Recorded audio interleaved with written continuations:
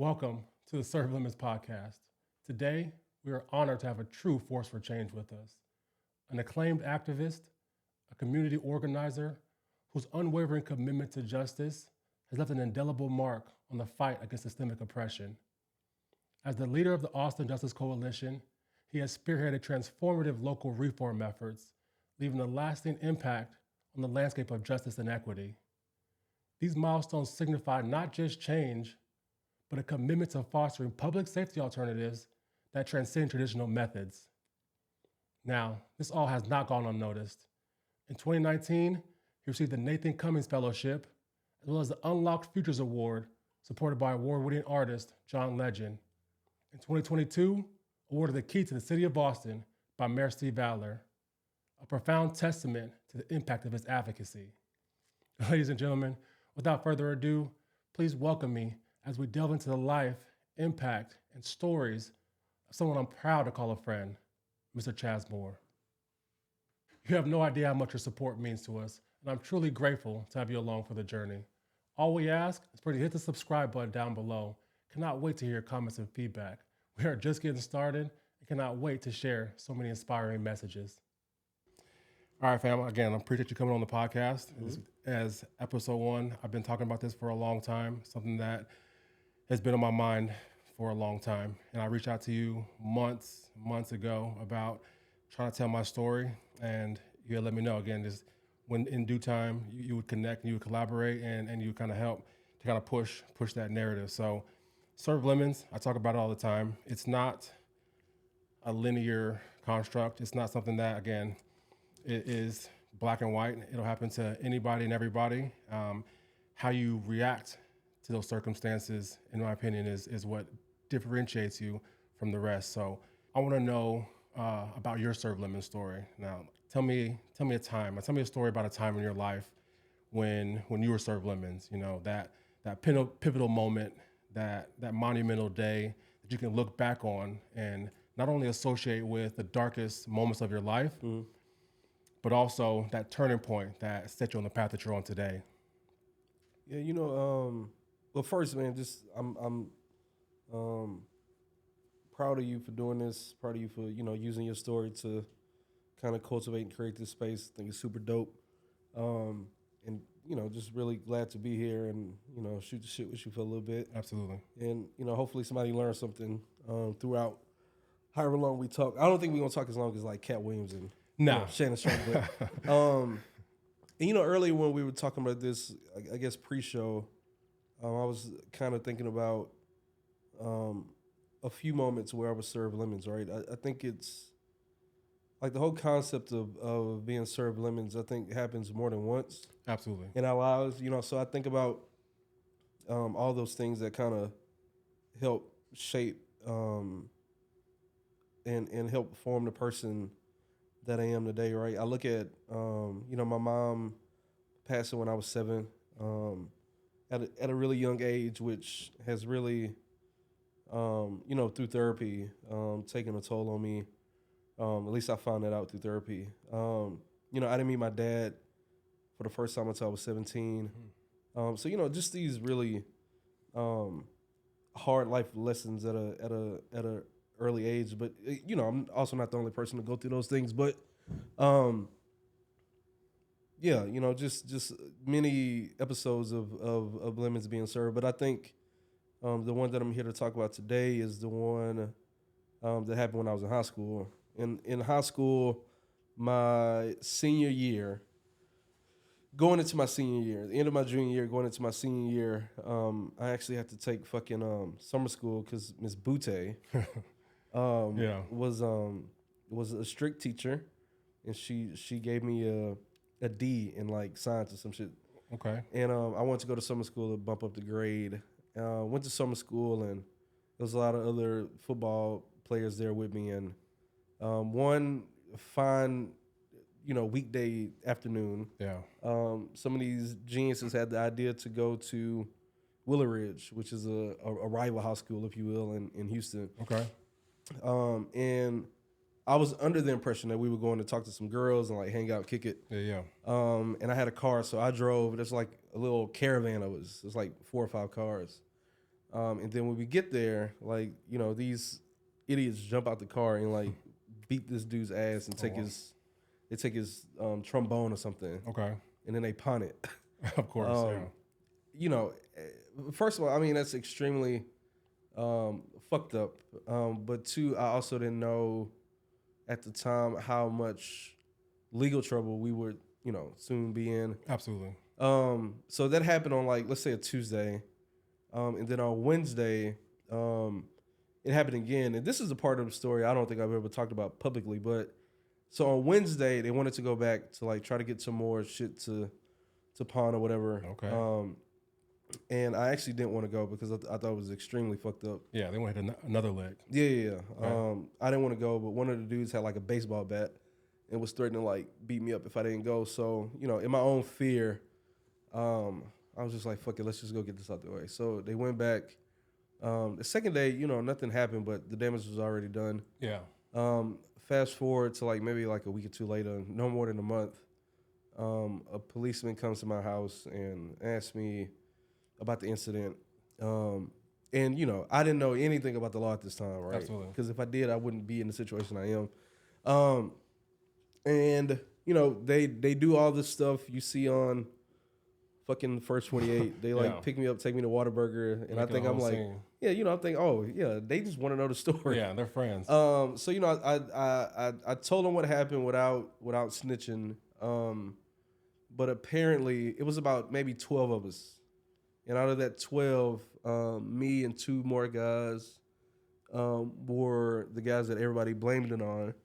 So, which is crazy because I never once got out the car, never once like touched this person that they beat up. Yeah. And at the least, I thought maybe, you know, they would give me like accomplice to a crime or something like that. But absolutely. So going into senior year, fall semester, going through the court proceedings and whatnot, the judge actually tells me, this is like maybe after 3 months of court, he tells me, you know what, I know you're not a bad kid, but I want to teach you a lesson about being around the wrong people at the wrong time. Yeah. And at 17, that makes sense to me a little bit. Absolutely. Slap on the wrist, if you will. Yeah, but then the following happened, right? Yeah. So he gives me this really crazy sentence, man. I had to spend every weekend of my spring senior semester in Fort Bend County Jail. Wow. Friday after school to Sunday at 12. And then after that, he let me go to graduation. And then the day after graduation, I had to turn myself in for the summer. Wow.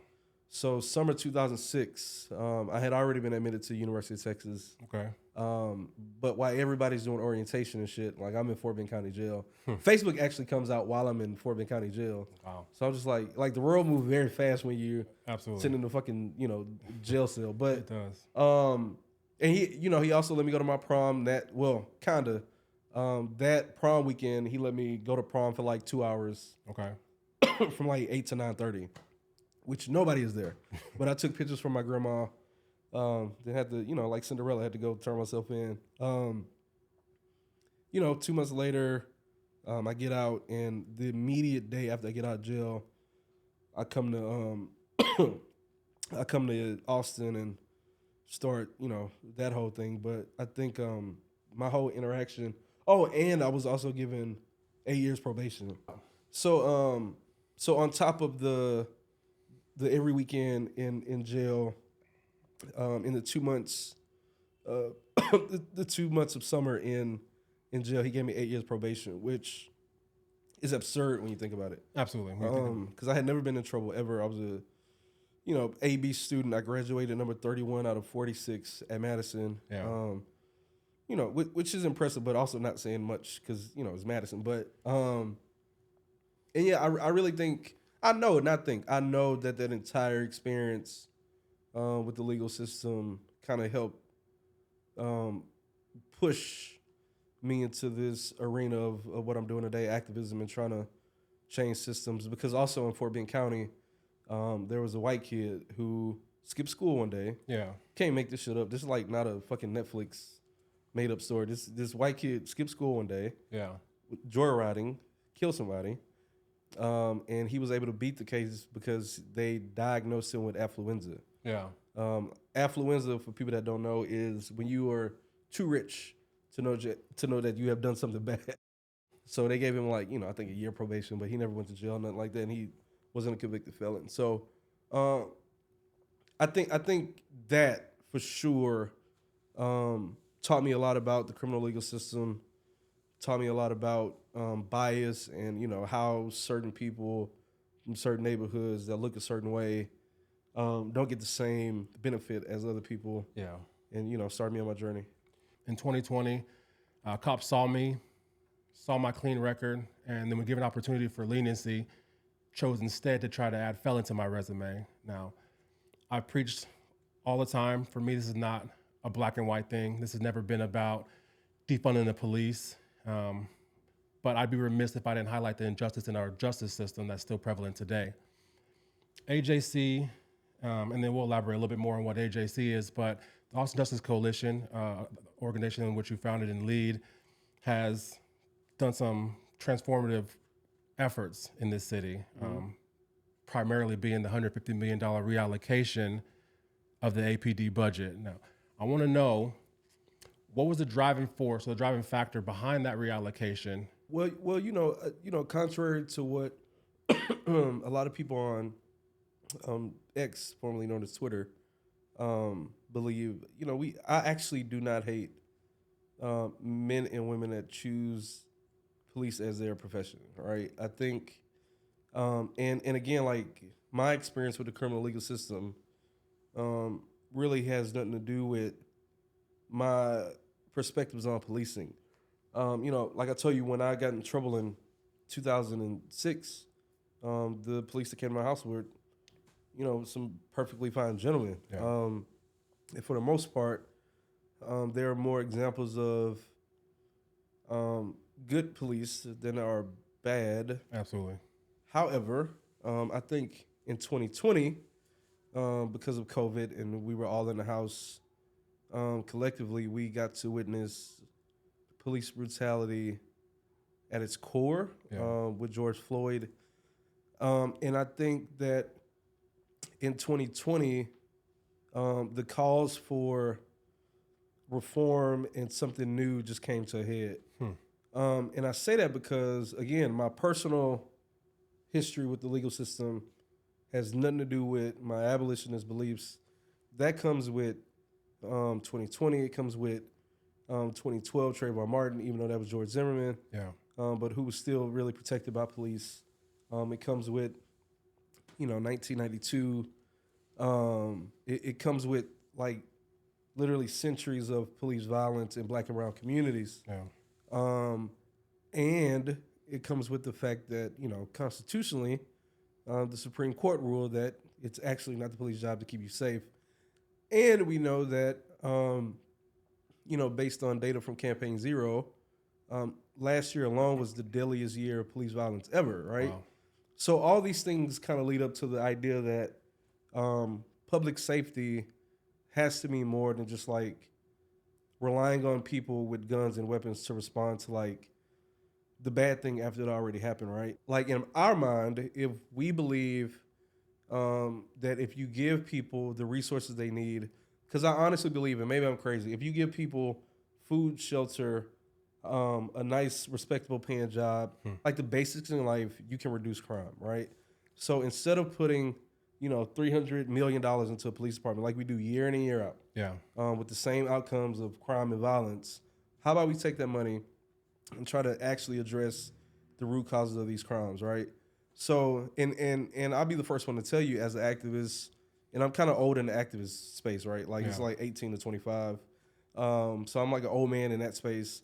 I did not agree with the defund language, right? Because I know that although my grandma agrees with me about police violence and reform and Black Lives Matter, my grandma is still going to call 911 if somebody breaks into her house. Yeah.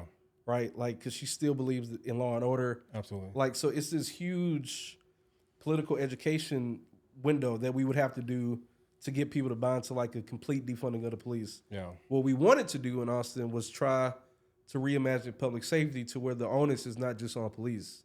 It's crazy to assume that a police department of 1,500, 1,800 people is going to keep a city of 1 million people safe. Absolutely. But we do believe that, again, if you give enough people the resources they need, like if I give you money and a job, your likelihood or your need in your mind to go out and harm somebody to then get the basic needs that you need, they go down, right? Diminish. So if we try to invest in community and invest in like actual solutions, again, we think crime goes down, but the only way we can do that in a city budget that is not extremely abundant is by taking some of the money from the largest,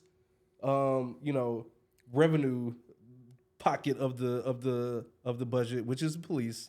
Take some of the money and try some other things. So that's what we tried to do, and we kind of did it. But then y'all's governor, who everybody voted for, came in and made a law that said if you take a penny from the police department, then your city will not get any state revenue. So, like, we got city council to agree with us, but then Abbott and all these other folks said no. So it was an experiment that we didn't really get to see pan out. But I just want to be clear that my whole perspective is that as a society, we need to start reevaluating what public safety is, right? I think we put too much stock in this idea that a system that is inherently racist, right? Not meaning the people in the institution of racist. Just the system. The system itself, because, right, like police is a branch or stems from slave patrol, right? Like there was a moment in time where slaves were free. We had slave patrols. They didn't have a purpose anymore because slaves were free. But there was still this want or this belief, because people believe that black people are so dangerous and crazy that we still need to watch them. Right? So slowly after slave patrol, now we have police departments. There's a window in time where America didn't have police. Nothing. In prisons, right? This is a fairly new concept that we are exceeding at, and I don't say that in a positive way. So again, like our whole belief in 2020, after we saw George Floyd and we saw this really collective disgust after almost 10 years of Black Lives Matter, is like, man, we really need to do something different. And that's all we tried to do. So, I'm really hard on police because for the most part, this is a lot of people's first interaction with the criminal legal system, right? Like before you get to the judge, before you get to the jail, before you get to any of that, it's a police officer, right? So the least we can expect these people to do is treat you with some humanity and dignity and hopefully allow you to go through the court process. They don't get to be judge, jury, and executioner before then. Absolutely. Right? So now in my mind, I live in a world where, and this is crazy because I live in America and it's a foreign concept for us to care about each other so much, but I live in a world where we actually take some responsibility for the well-being of our neighbors and take that onus off of men and women in uniform, because it's also crazy to like see somebody in danger and now you call somebody else's potential husband, wife, mom, dad, and put them in danger, right? So we had a system that can take care of people when they need it. We don't have to put that person through a cycle of potential poverty by going through the legal system. We don't have to put another person in harm's way where they then have to say, I was at fear for my life, right?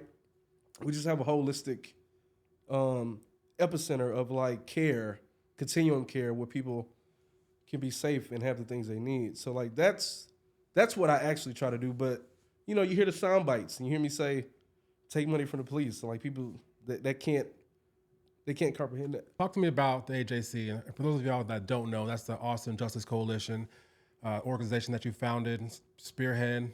Tell me again, what is y'all's specific purpose obviously in the city of Austin, just so other people can't necessarily push your own narrative? We are an organization, a group of people that fight for a better world, or at least a better city of Austin for Black, brown, and poor people. And that's all we want. You know what I mean? Like we want to make sure that, Austin can actually try to live up to this liberal, progressive label that it has given itself.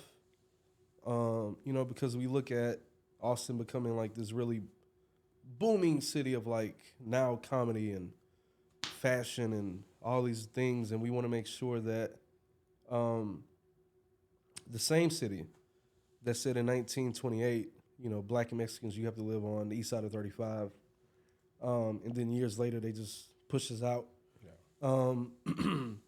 The same city that before 1928 had, there were black neighborhoods like where we are, right? Yeah. Like there were black, well-off neighborhoods in West Austin and Northwest Austin, and we just want to make sure that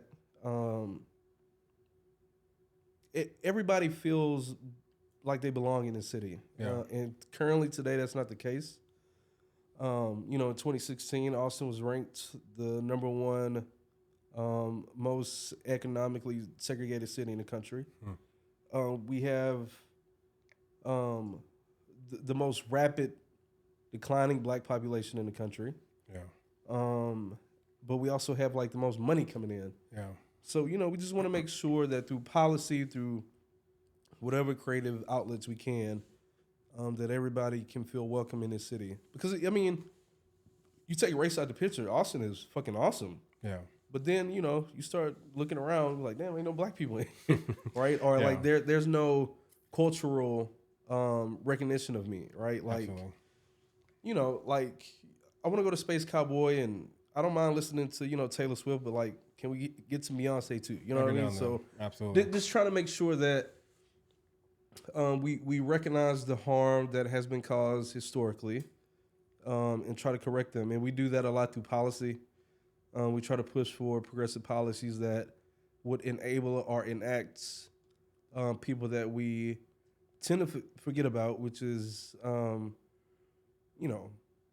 people of color, black folks, women, immigrants, in that lower socioeconomic class, to make sure they can get a piece of, the American pie in Austin as well. So absolutely, just about confronting who we are so we can be a better version of ourselves. Like that. I think, and honestly, I think that's why a lot of people can't stand us, because they're like, I'm just that guy that reminds us like we can always be better. Like, let's not be content with,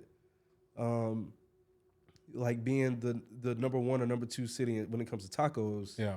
Like, let's aim to be a city where black people, where women, where college students like actually feel like they belong and they can afford to live here. Yeah. And there's a trajectory of success in terms of quality of life and all the things for everybody, right? Not just fucking Elon Musk. You know what I mean? Now, where does that love for the city stem from? Because you're not from Austin, like you said. You're from Houston. You went to school here. You've had your situations here in the city. Why are you so tied to the city of Austin opposed to maybe somewhere back home like Houston?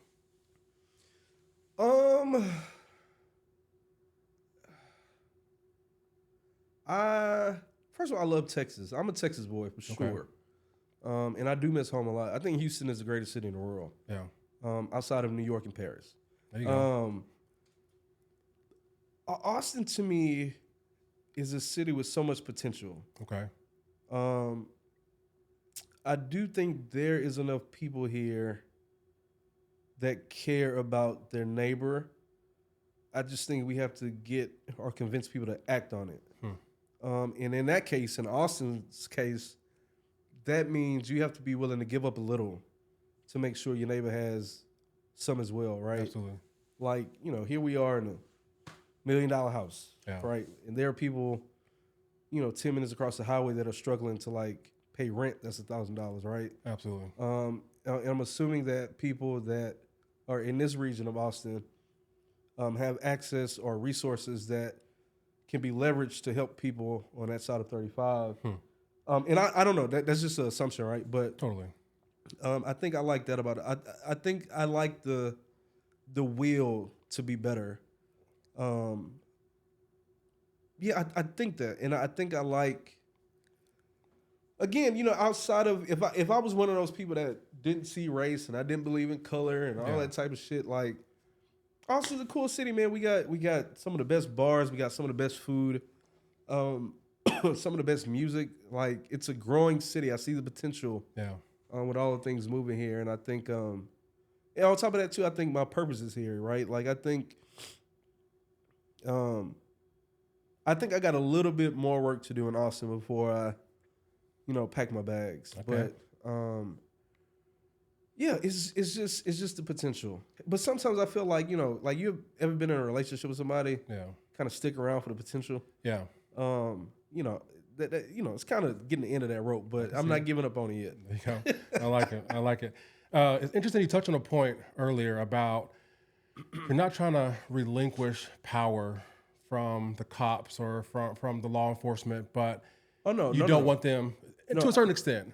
But you don't want them. I am. Okay. For sure. Like, don't get it, but like not overnight. Yeah. Because again, I understand that people we're so vested in, like, cops protecting us and saving us. Yeah. Like, we buy into, like, the Fox News reports and the scary media reports about crime being haywire. Yeah. Like, I get that. So I cannot, like, if I had a magic wand, like, a lot of people think I would get rid of the cops immediately. Yeah. What I am trying to do is reduce the need for cops to show up in the first place. For sure. But again, the only way we can do that is by investing in communities. I want people to buy into my vision of a world where we don't need prisons and police. Yeah. Like, now I say that again in American context.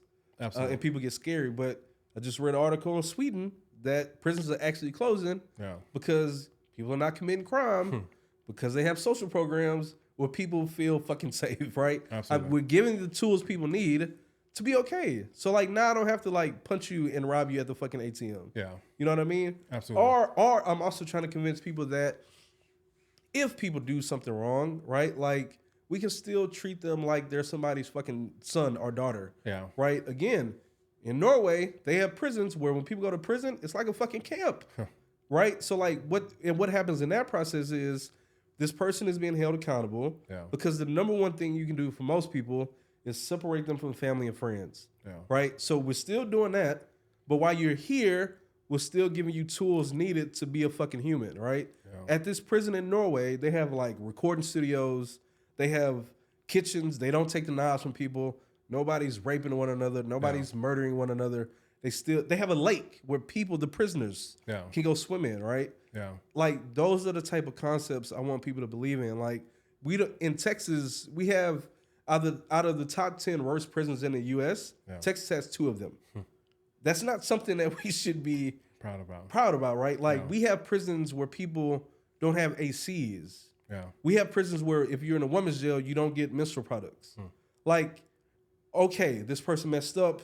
They're a criminal, if that's what you want to call them. Yeah. That does not mean you get to strip them of their humanity and dignity. Yeah. Right? So I'm saying, let's transform the way we think about accountability, right? Like, also, like, read the book. I'm not making this up. This white woman named Danielle Sayed wrote a book called Until We Reckon, where she talks about all this stuff. Okay. She has a program in Brooklyn, New York, I believe, called Common Justice. What they do is they sometimes are allowed to pull cases from the legal system, right? Yeah. So, like, let's say I rob you of, like, $5K. You want to hold me accountable, so you sue me, take me to court. This Common Justice group approaches you and say, hey, let's try something else. Yeah. So instead of you going through the legal system and I'm just going to jail and potentially being, like, fucked up through that cycle, like, now we have restorative justice to where you still hold me accountable. I don't go to prison. I'm not pushed away from family and friends and community. Yeah. You hold me accountable in a way that's real to you. Because I tell people all the time, like how is putting somebody in a cell just buried away actually holding them accountable? Yeah. Like, if nothing else, we should have learned now over the last 200 years that it only perpetuates and produces, like, a hardened person. Like, we actually expect people to go to prisons and jails where they don't get quality books, they don't get good nutrition and food, right? Yeah. They're on a time constraint. Then you want them to come out and be a functioning member of society. Yeah. That's literally insane. Absolutely. Right? So, like, so again, I am trying to reduce the carbon footprint in this idea that we need these punitive systems so we can approach or build some restorative models. And again, this continuum of care where we acknowledge you fucked up. Yeah. We have to hold you accountable, but we're still going to treat you like a human in that process. All right. Absolutely. So I do want to get to a world where we don't need police and prisons. I understand that's a very slow build, but that's where we have to get there. Yeah. Because again, even if people don't agree with that, we have to understand, like, why is it, even if you're a pro-cop person, why does it make sense that you're asking somebody to go out and risk their lives every day? Yeah. In the name of safety. Yeah, true. Definitely makes sense. Yeah, so, right now I know it is, like, far-fetched. Yeah. But, like, that is the hill that I will most certainly die on. I'm never going to change that. Like, yeah. I'm convinced that prisons and police are not the answer. Absolutely. And I'm convinced that the more we invest in one another and invest in the community-based solutions and initiatives and give people their basic needs, we can get to this world which we all deserve, which is a world where we feel safe and we feel secure. And when people mess up, we still hold them accountable. Yeah. So I do want the police to go away at some point, but I understand it's not tomorrow. Not tomorrow again, and it definitely sounds amazing. Again, it sounds good when you listen to it and you hear about it. It sounds good, and I think that the bigger overarching issue in regards to the police, when you mentioned them being the judge, the jury, and the executioner, I think that level of power is what makes some people so apprehensive to even get them involved. So you talk about having like a support system for prisons as an alternative to the justice system.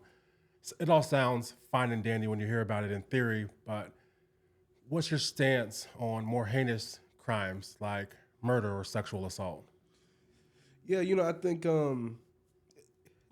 like, believe it or not, it's the same, and I think that I understand people's concern and grappling with that concept of, like, how do we or why should we treat the most harmful of us with dignity and respect and humanity when they didn't do that to, like, the person they did these things to. Yeah.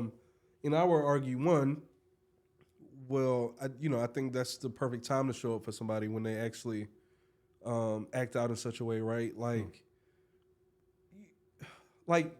we live in a society where they tell us when people mess up, you push them away. Yeah.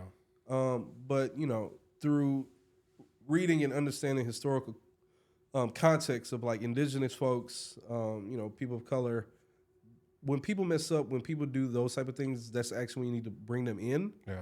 Right. So, like, although these people do, like, the most heinous acts, right? I think instead of throwing them away and locking up the key, that is when we actually need to love them even more. Like, that's something even hard for me because, like I said, like, women, children, elderly, like, that's kind of my moral line in the sand. Yeah. And it's something I too grapple with. But I also understand that, pushing these people away to prisons and jails is not gonna fix the answer either, right? So just, like, really getting people to buy into this idea of compassion no matter what is the goal, right? Like, yes, you did something extremely terrible and extremely hurtful and extremely harmful, but we have to also kind of refocus the idea that we also can't throw you away, right? Like, so how do we hold you accountable for that really bad thing that you did, but also how do we love you through that as well? Yeah. And that's a foreign concept. Like, I am telling people to love the person that just harmed your brother, sister, wife, whatever, right? But, like, we have, again, decades of this other experiment where we put people in cells when they do those things, and that hasn't really panned out too well, right? Yeah. So, like, imagine a world where even the most criminal of us, for lack of a better word, is also able to receive the love and humanity and dignity and a hug that lets you know, like, I am hurt, I am disappointed in the actions, but I still love you and I still need you, and we're gonna figure out this together. Yeah. While we hold you accountable. But again, you know, I would ask anybody that asked me that question is like, okay, somebody harmed your loved one. How does putting them in a cell actually hold them accountable? Like, you don't get to talk to them. You don't get to share memories about who this person was that they took away or that they hurt. They just go away, and you forget about them at some point. Yeah.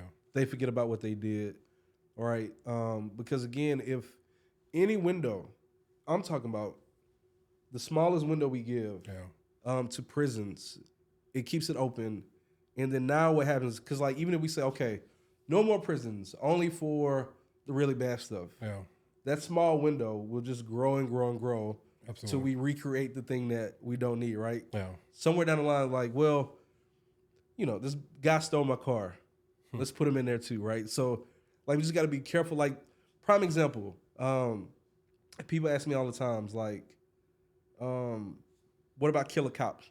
Yeah. I don't believe in prison. So, like, in me, the activists, right? Like, one of the, they was like, well, like, you don't want the cop to go to jail? Well, no, I don't want the people in the community to go to jail, so I can't want him to go to jail either. Yeah. Like, that's not accountability just because he's a cop. You know what I mean? So it's just like, how do we have to find different ways to get the things we actually need, right? When people hurt you, you want to feel like most of us want to feel heard and seen. Yeah. Any relationship you've been in, and most men suck at this, when a woman, at least in heterosexual relationships, right? A woman is mad at you, she is really saying, I feel unheard, I feel unseen, I feel like you don't care. Right? So we want the person that hurt us to know that you hurt me, I feel like you didn't hear me, I feel like you don't see me. There's no way you can get any one of those three things if you just lock this person in a cage. Yeah. So is what I'm asking obscure? Absolutely. Yeah. Is me asking you to care about a murderer or a sexual assault assailant? Like, is that crazy? Absolutely. But I'm saying it's going to take some radical, deep, like earth-shattering, out of this world compassion and care to build this society in which we truly understand the value in everybody, no matter the things they've done. Because like I said earlier, like, you are not your worst mistake. Yeah. Right? So like, how do we build that? I don't know. I do know it's going to take all of us to like practice this really deep, almost like godly type of love, to really, you know, I mean, because like, even look at Jesus, right? He was hanging around thieves and murderers and all. Yeah. So like, who are we to say you're not worthy enough of love and compassion or forgiveness? And forgiveness, is that where you take it, or do you take it to that extent, like you're willing to forgive someone? Because it reminds me of a story that I heard, and I don't want to elaborate too much on it, but a guy essentially had someone in his family murder other people in his family. The only way for him to find solitude, or for him that he was able to find solace in the situation, was going in and forgiving that person. Literally went to the jail room and after years said, I forgive you. Now, how far do you feel that we can take that situation or that spectrum? Like, are we giving murderers and people who commit sexual assault the forgiveness? You have to. Yeah. Because at that point, it's not even about them. It's about you. Yeah. Right? Like, the person that did the thing did the thing. Yeah. Whether they sit with that or not, that's out of your hands. I do know that if I hold a grudge against you, if I can't forgive you, I'm only fucking myself up. Yeah. Right? Like, that's energy. Energy is something that has to be released.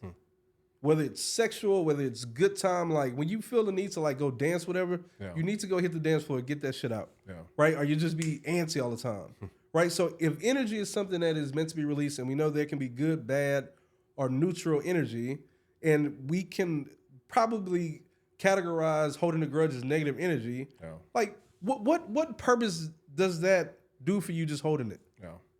You know what I mean? I'm not saying like it needs to come quick. Like, I don't know if y'all old enough to remember Mother Love, where she used to invite people on the show and they'd be behind the door or not. Yeah. I'm not saying it's something that needs to happen in a 30-minute fucking TV show segment, but like at some point we have to understand that me holding on to this thing is not beneficial for me. Yeah. Right? Like, regardless if you sit with it or not, I have to decide that I'm letting this go. It's out of my hands. Yeah. I have to forgive you because if I don't, I'm weighing myself down. Absolutely. Right? And like, I mean, that's difficult. It is. That is really hard. Like I'm talking about on a wide spectrum of things, right? There are people that are 30, 40 years old that are shitty parents because they haven't forgiven their parents.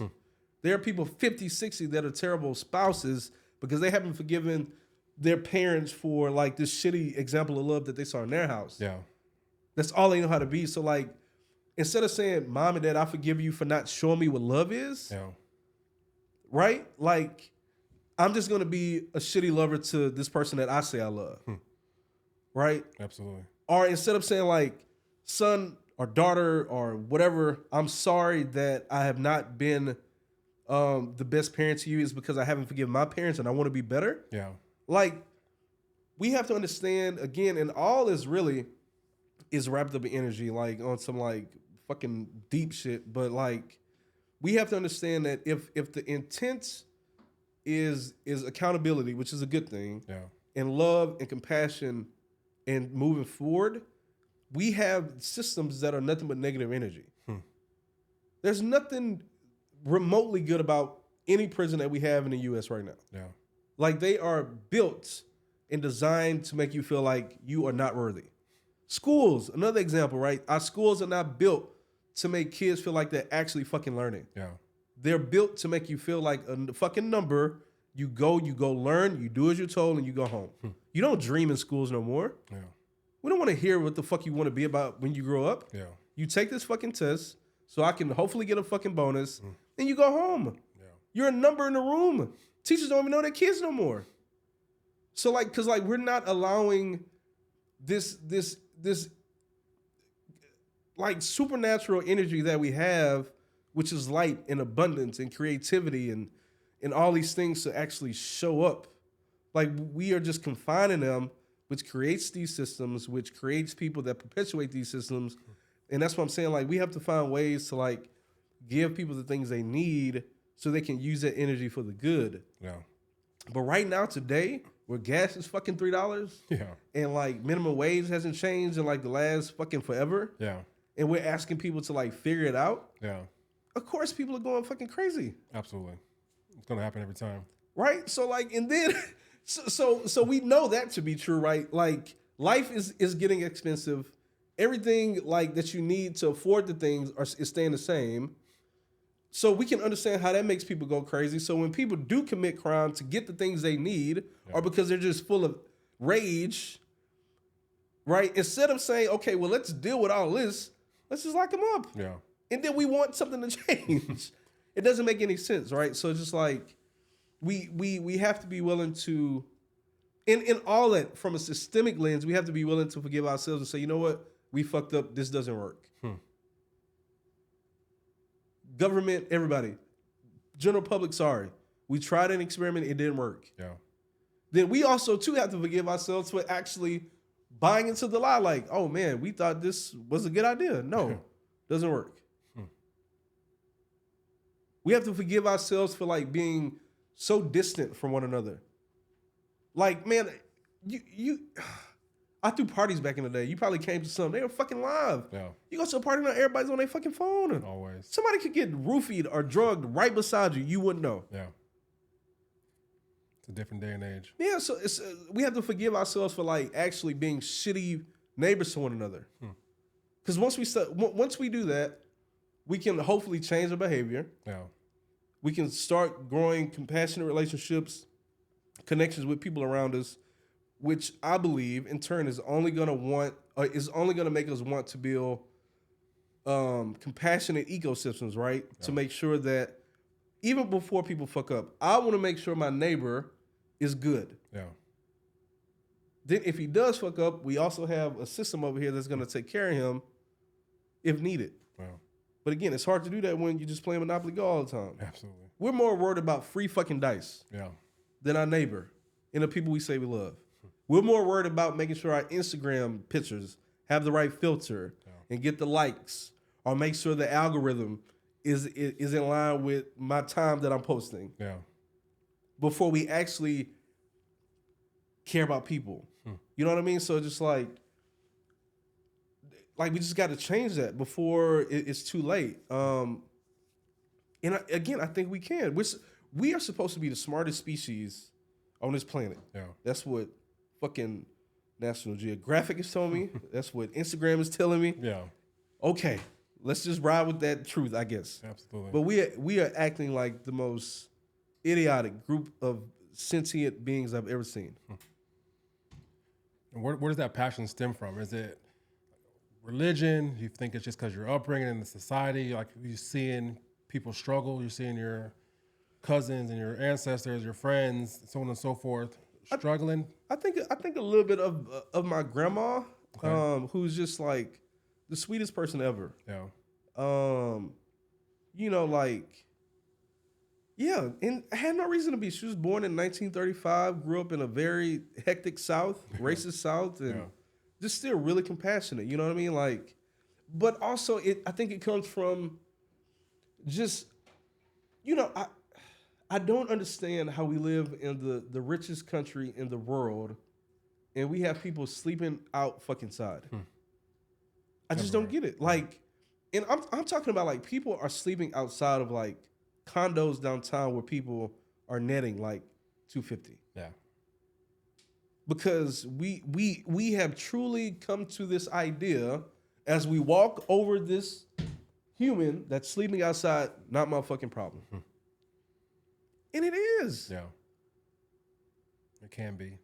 No, it is. It is. It is. And it should be. Like the fact that if you walk over a person in a sleeping bag to get into your house and you go upstairs and watch Netflix and go to sleep peacefully in 72 degrees. Yeah. Something's wrong. Man, that's crazy to me. I stay up at night because I can't. Women are still not getting paid the same in most corporate jobs for doing the same job, if not better than men. Yeah. In 2024. Like, we still have the first black this and that in 2024. Yeah.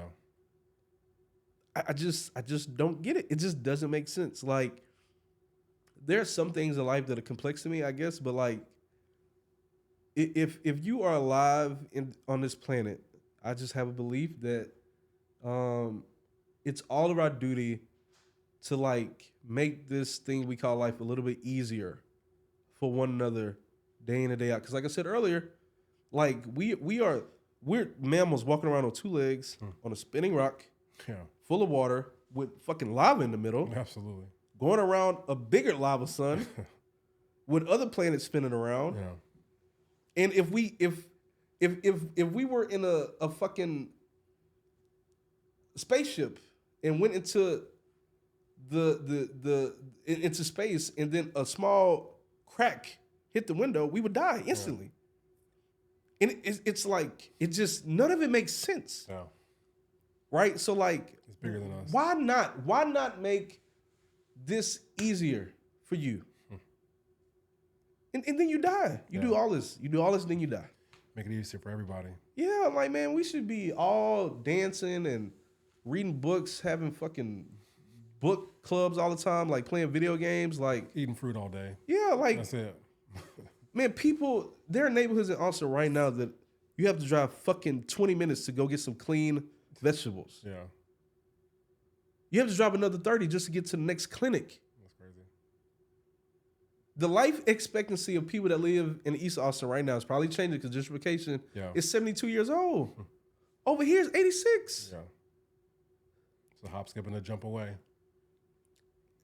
So again, it's just like,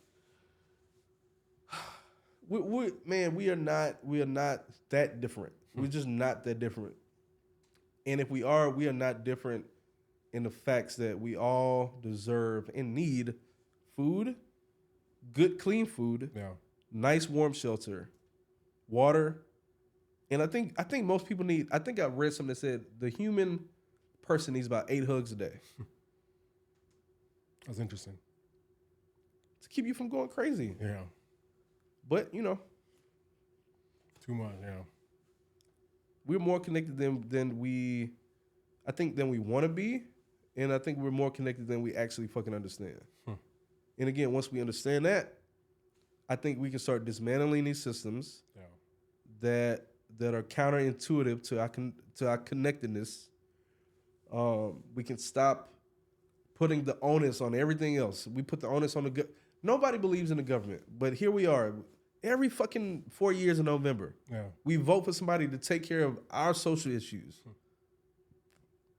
My neighbor and my friends are more able to assist me readily than a fucking government. But we just don't own it. No. Crazy to think about. It's crazy to think about. But again, it sheds light on bigger issues. Being self-aware, saying hi to somebody new every single day, because you really never know what the next person is going through. During my situation, cops had AR-15s and M16s pointed right at my face just from a basic accusation. Does that tie into the APD use of force policy, or is that more so just something that's more hands-on? Well, the main reason we wanted to write that policy with them and for them actually is because they said that they had a policy in how to respond in certain situations, but it wasn't written. So it's just like, how the fuck you gonna follow something that you don't actually have? Yeah. So like that was our biggest thing with that. Granted that they have not followed that very well since we wrote it, but it's something that we've been able to actually use over the years to get rid of like the shittiest cops that have violated that policy. So yeah, that was the main reason we wrote it, because we can't hold you accountable to something that only exists in your head. Yeah. Right. We have to. That's all policy is. It's agreed upon language. That's a contract between most likely the public and the powers that be.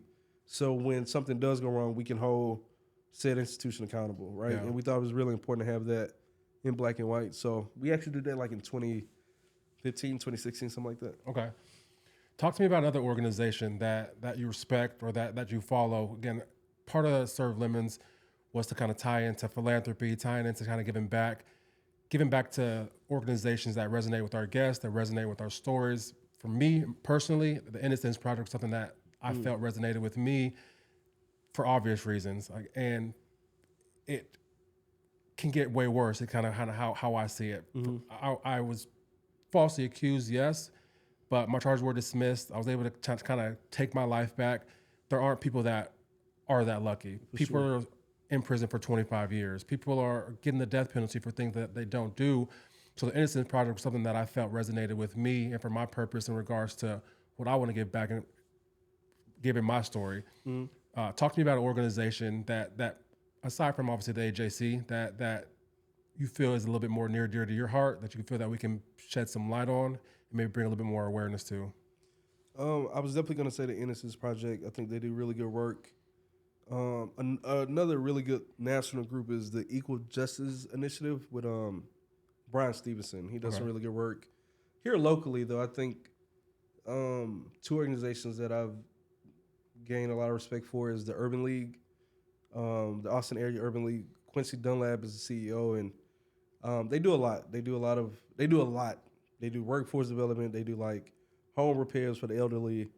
Yeah. And Quincy is a brother from New York. Just got that kind of like, get shit done mentality. Absolutely. And then my son, he's not really my son. He like my best friend, but I call him my son. Bill Wallace has a organization called Tomorrow's Promise Foundation.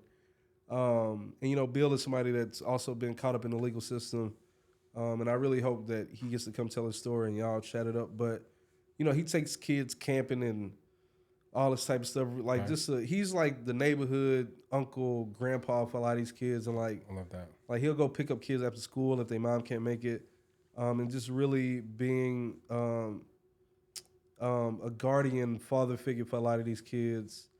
And it's something I respect because like I'm not really like a kid person. Yeah. Right. Like I don't like too much shit that takes, a lot of care and shit like that. Absolutely. Which is why I like cats and like snake plants, But to see him do that and understand like how important that is, and to see these kids' face light up when they see Uncle Bill come around is something that is really, really invaluable. So I think Urban League with Quincy and Tomorrow's Promise Foundation with Bill here in Austin are two organizations that I just really admire. I love that. Mm-hmm. Again, I told you about my story back in 2020. The cop had an opportunity for leniency, but instead chose to try to add felon on my resume.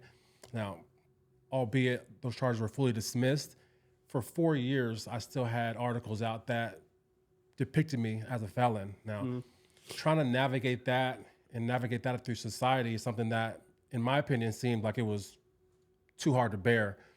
But reading your story and doing due diligence on your background, you have been convicted of a felony. You do have a felony on your resume, yet you're still making steps. You're still making a name for yourself. We've spoken about your awards. We've spoken about the key to the city of Austin. How are you navigating life as a felon in the city of Austin, trying to push that narrative that it doesn't need, like, justice or cops and so on and so forth aren't necessarily the needed? So I think so two different trains of thought pop up when I hear you ask that question. One, I think I have the experience with some injustice in the legal system that validates why this doesn't work. Right? I can point to it. I can point to the example of the affluenza case. Yeah. And I can make the argument, right? So I think, even though I think it's a really fucked up lesson that I had to learn, like, it kind of validates what I'm saying about it, as opposed to somebody that's never been through it. Yeah. But then also, me being who I am, I think if what you're doing is righteous and just and full of good intent, like, you just can't be stopped, right? Like,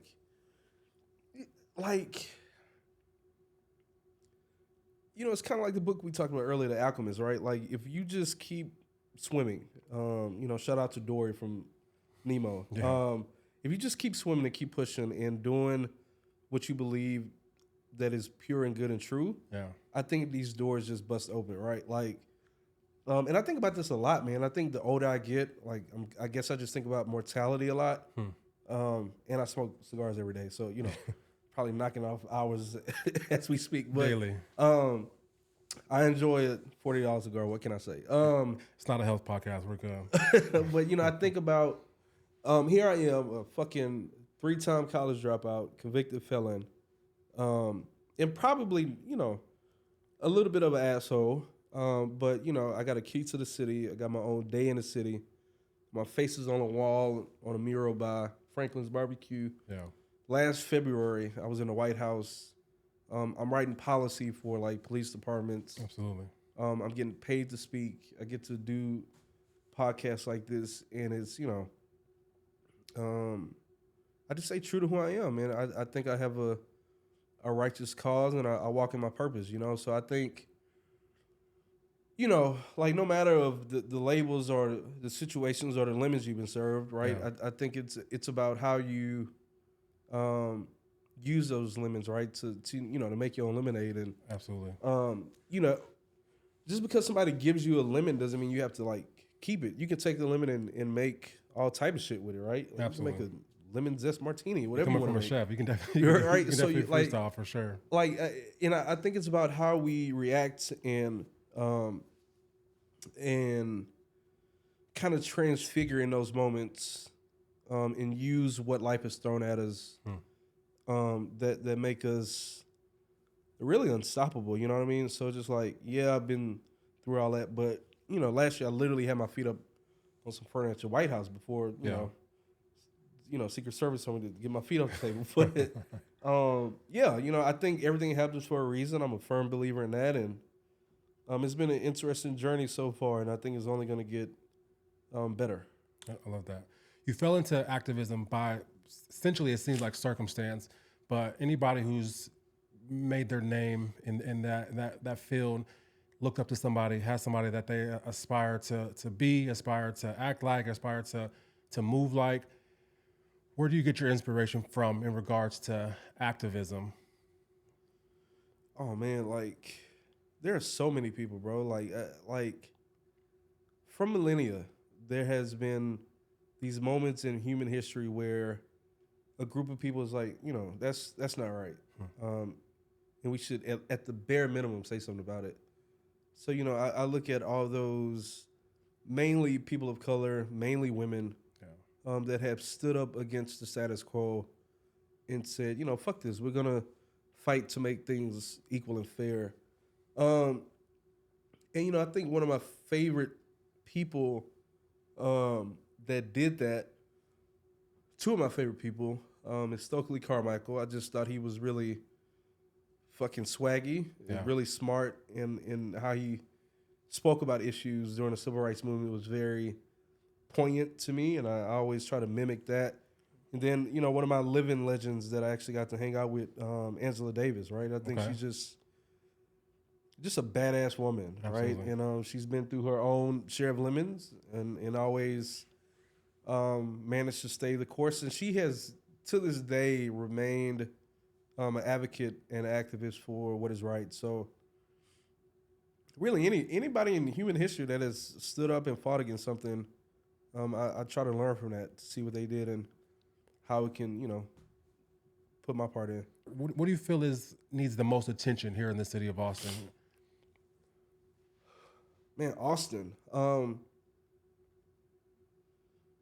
Austin is going to have to find a way to do something economically. Yeah. Like, this place is getting ridiculous. Price-wise. Yeah, man, like, yeah. Like, for sure. You're either rich or poor in this city. Yeah.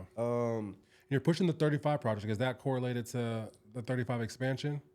Yeah. I mean, well, that's a whole nother beast. But like so in terms of Austin is going to have to find a way to like really do some economic justice type of stuff, some type of way. Yeah. Because I think Austin is at risk of losing the thing that makes it special, which is this diverse group of people from all backgrounds. Like, we're so close to being a little fake ass LA, and that makes me sick. I won't be here if that happens, but totally. I think there's something rich that happens when you have people from all different type of ethnic backgrounds, socioeconomic backgrounds. So I think that's the key issue. And then the 35 expansion thing is just, again, based on data and history, there has not been much advantage to expanding a highway. Yeah. Besides more lanes. But again, this is something that very quickly when people think about 35 sucks, we need better traffic flow.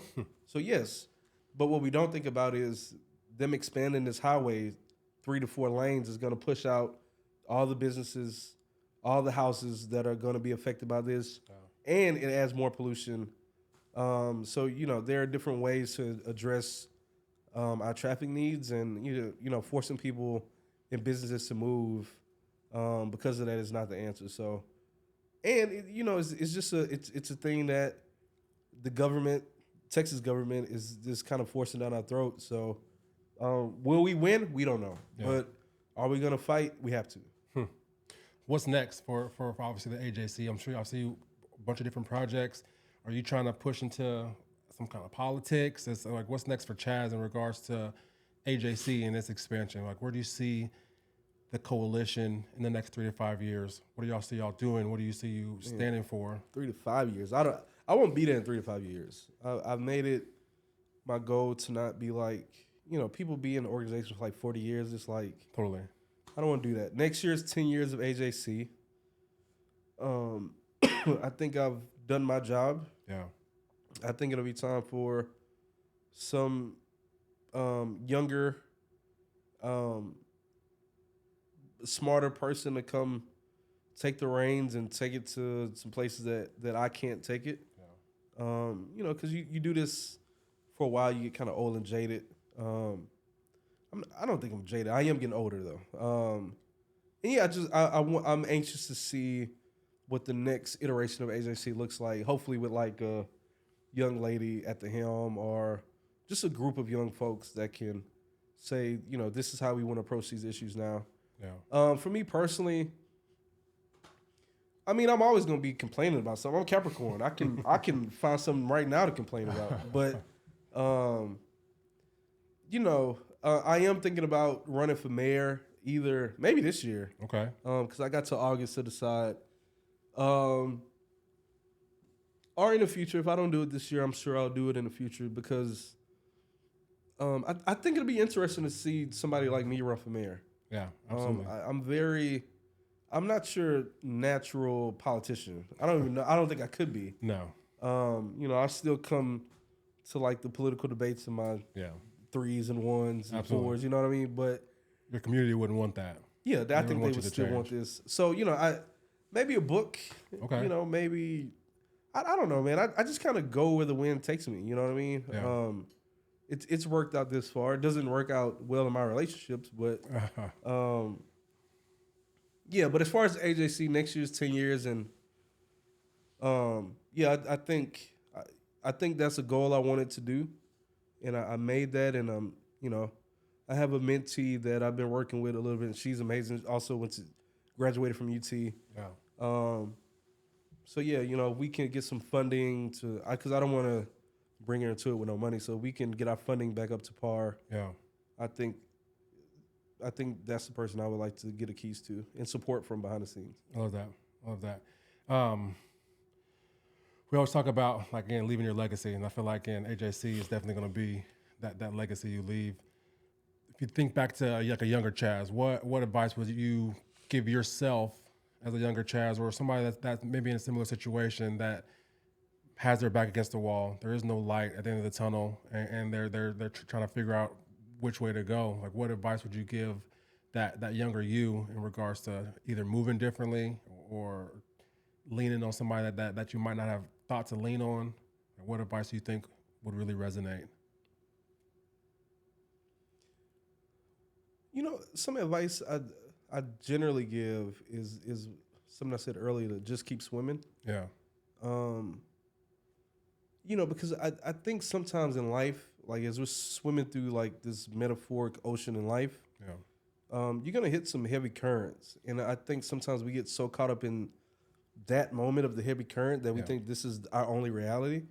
But you keep swimming, like the waters will get smoother, right? Yeah. Like, it's kind of like being I don't ride wave, I don't surfboard, but like I think in life we have to learn how to appreciate the waves when they come, right? And like just accept that wave, be present with that wave right now, right? Like, I got a promotion at work. Yeah. And everything is good at home. Fucking kids are not being pieces of shit, right? Yeah. Like everything is fucking kosher. Yeah. Like appreciate that wave while you can, and when it subsides, be okay with that too. Because waves don't last forever.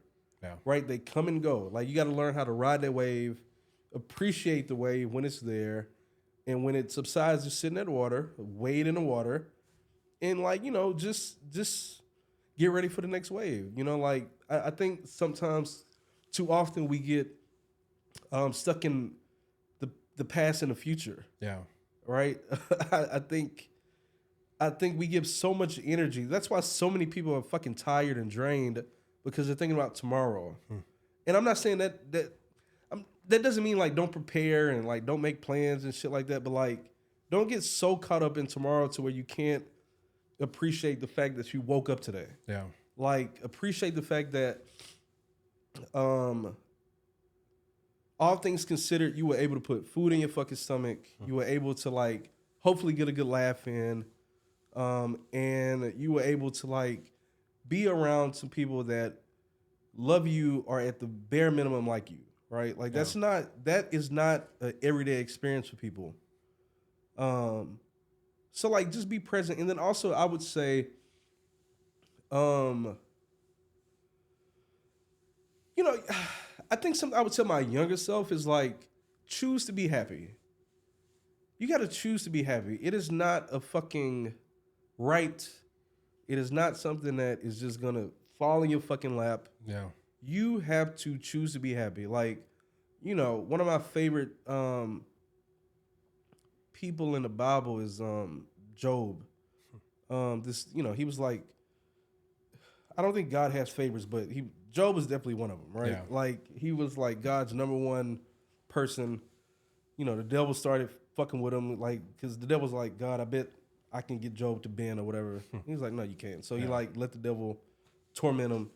And Job was like, I'm good. You know, like if you took everything from me today, like God has been so good to me. You know what I mean? Like,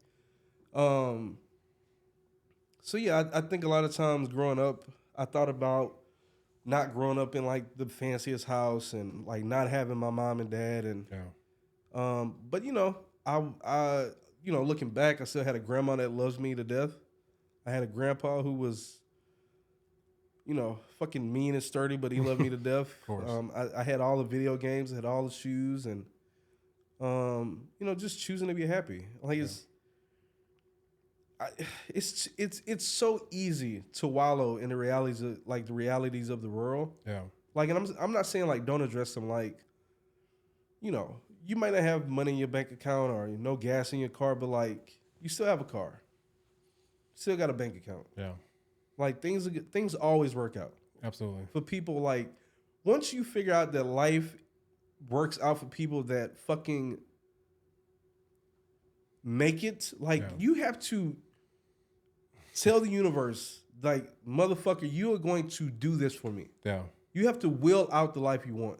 Yeah. You know what I mean? And like once you understand that, and gratitude, you show that gratitude for like the smallest shit. Yeah. You'll be fine. Absolutely. Like with me, like there's no proof that we as humans are actually going to wake up and be compassionate and show empathy to one another. Yeah. No proof. Yeah.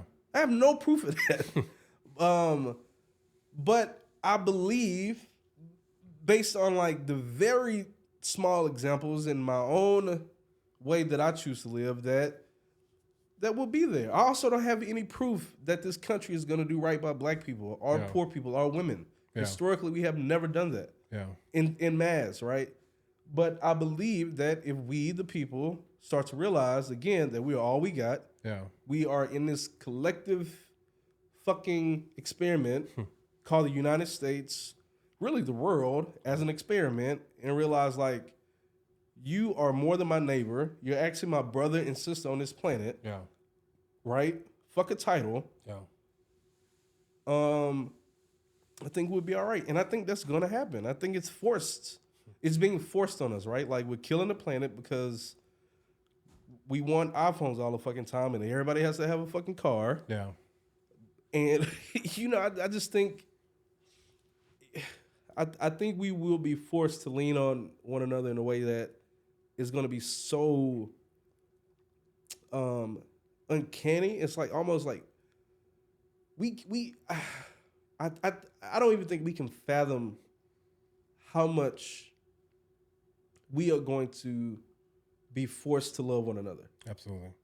And I think it's going to happen. So, and I just know it. Yeah. Again, I think we've touched on enough points today. How would you let me cook you something? Let's eat. There we go. Let's do it.